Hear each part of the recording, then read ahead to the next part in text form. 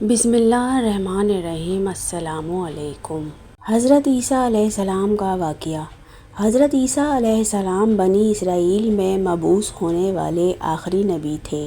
آپ علیہ السلام نے اپنی قوم کو خاتم الانبیاء حضرت محمد مصطفیٰ صلی اللہ علیہ وسلم کی آمد کی خوشخبری دی۔ قرآن کریم میں ارشاد ہے، اور جب عیسیٰ ابن مریم نے کہا، اے بنی اسرائیل، میں تمہارے پاس اللہ کا بھیجا ہوا آیا ہوں اور ایک پیغمبر کی جو میرے بعد آئیں گے جن کا نام احمد ہوگا بشارت سناتا ہوں۔ حضرت عیسیٰ علیہ السلام کے بعد تقریباً 600 سال تک کوئی نبی نہیں آیا۔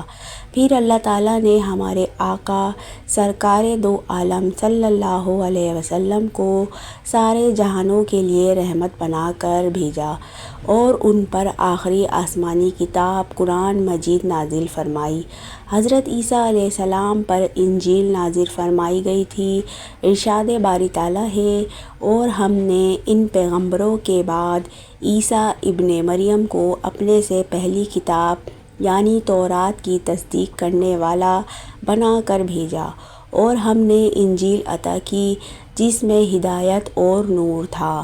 حضرت عیسیٰ علیہ السلام پر جب انجیل نازل ہوئی تو آپ علیہ السلام کی عمر مبارک 30 سال تھی، اور نبوت کے 3 سال بعد یعنی 33 برس کی عمر میں اللہ تعالیٰ نے آپ علیہ السلام کو آسمان پر اٹھا لیا۔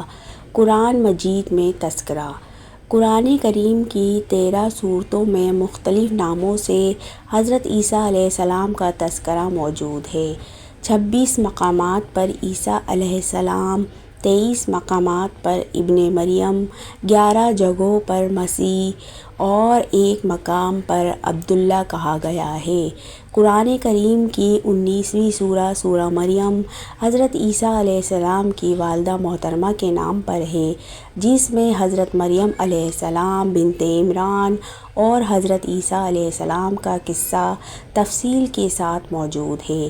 اس کے علاوہ قرآن کریم کی تیسری سورہ سورہ ال عمران حضرت مریم علیہ السلام کے والد ماجد کے نام سے منسوب ہے، جس میں حضرت مریم علیہ السلام کی پیدائش کا واقعہ بیان کیا گیا ہے۔ قرآن کریم کی 5ویں سورہ سورہ مائدہ اس کھانے کا ذکر ہے جس کی فرمائش حضرت عیسیٰ علیہ السلام کے حواریوں نے کی تھی۔ حضرت عیسیٰ علیہ السلام نے بارگاہ خداوندی میں دعا کی، جس پر آسمان سے مائدہ یعنی کھانے کے خوان کا نزول ہوا۔ بیٹے کی بشارت۔ سورہ مریم کی آیات 26 سے 35 کے درمیان حضرت عیسیٰ علیہ السلام کی پیدائش کا ذکر فرمایا گیا ہے۔ حضرت مریم علیہ السلام بیت المقدس کے قریب حجرے میں قیام پذیر تھیں۔ ایک دن وہ مسجد کے مشرقی کونے میں عبادت یا کسی اور مقصد سے تشریف لے گئیں اور پردہ کر لیا۔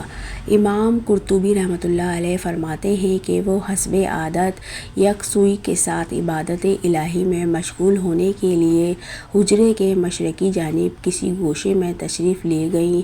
حضرت ابن عباس رضی اللہ تعالیٰ عنہ سے منقول ہے کہ نصرہ نے جو مشرق کی جانب اپنا قبلہ بنایا اور اس جانب کی بڑی تعظیم کرتے ہیں، اس کی یہی وجہ ہے کہ حضرت مریم علیہ السلام اس گوشے میں تنہا تھیں کہ اچانک حضرت جبرائیل علیہ السلام انسانی شکل میں تشریف لائے۔ حضرت مریم علیہ السلام نے ایک اجنبی شخص کو یوں اپنے قریب دیکھا تو گھبرا گئیں اور کہنے لگیں، میں تجھ سے رحمان کی پناہ مانگتی ہوں، اگر تو اللہ سے ڈرتا ہے تو یہاں سے چلا جا۔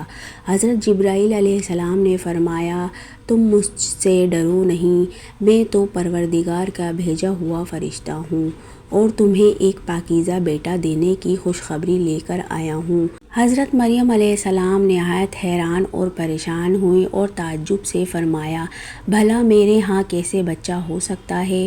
مجھے تو کسی انسان نے ہاتھ تک نہیں لگایا اور نہ ہی میں بدکار ہوں۔ حضرت جبرائیل علیہ السلام نے فرمایا، ہاں بات تو یہی ہے، لیکن اللہ تعالیٰ فرماتے ہیں کہ یہ میرے لیے بہت آسان ہے۔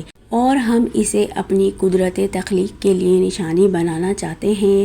اس سے قبل ہم نے تمہارے باپ آدم کو مرد اور عورت کے بغیر تمہاری ماں حوا کو صرف مرد سے پیدا کیا، اور اب عیسیٰ علیہ السلام کو پیدا کر کے چوتھی شکل میں بھی پیدا کرنے پر اپنی قدرت کا اظہار کرنا چاہتے ہیں، اور وہ ہے صرف بغیر مرد کے پیدا کرنا۔ دراصل اللہ تعالیٰ تو قادر مطلق ہے، وہ جب جہاں چاہے جس طرح چاہے پیدا کر سکتے ہیں۔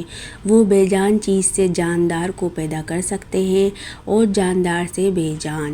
حضرت عیسیٰ علیہ السلام کی پیدائش۔ بیٹے کی بشارت کے بعد حضرت جبرائیل علیہ السلام نے آپ علیہ السلام پر پھونک مار دی اور وہاں سے چلے گئے۔ کچھ دن کے بعد حضرت مریم علیہ السلام کو بچے کی پیدائش کے آثار محسوس ہونے لگے۔ جیسے جیسے پیدائش کے دن قریب آتے جا رہے تھے، آپ علیہ السلام کی پریشانی میں بھی اضافہ ہوتا چلا جا رہا تھا۔ جب پیدائش کا وقت قریب آیا تو آپ علیہ السلام لوگوں کے خوف سے بیت المقدس سے تقریباً 9 میل دور جنگل کی جانب ایک پہاڑی کوہ صرات کی جانب چلی گئیں۔ یہی وہ جگہ ہے جو بعد میں بیت اللحم کہلائی۔ جب درد ذات شروع ہوا تو آپ علیہ السلام ایک کھجور کے درخت سے ٹیک لگا کر بیٹھ گئیں۔ زچگی کی تکلیف کی شدت اور دنیا والوں کے خوف نے آپ دیدہ کر دیا۔ کہنے لگی کاش میں اس سے پہلے ہی مر گئی ہوتی اور لوگوں کی یاد سے بھی بھولی بسری ہو جاتی۔ علماء فرماتے ہیں کہ انہوں نے موت کی آرزو اس لیے کی کہ وہ عزیز و اقارب، خاندان، برادری اور لوگوں کو کس طرح مطمئن کر سکیں گی، جبکہ کوئی ان کی صداقت کی تصدیق کرنے والا بھی نہیں۔ ان کی شہرت ایک نیک پارسا زاہدہ کے طور پر تھی، لہٰذا ان کے لیے یہ تصور ہی بڑا روح فرسا اور تکلیف دہ تھا کہ لوگ انہیں بدکار سمجھیں۔ سبحان اللہ۔ واقعے کا اگلا حصہ اگلی ویڈیو میں ضرور دیکھیے گا۔ Subscribe my channel and hit the bell icon. Like کریں، شیئر کریں پلیز۔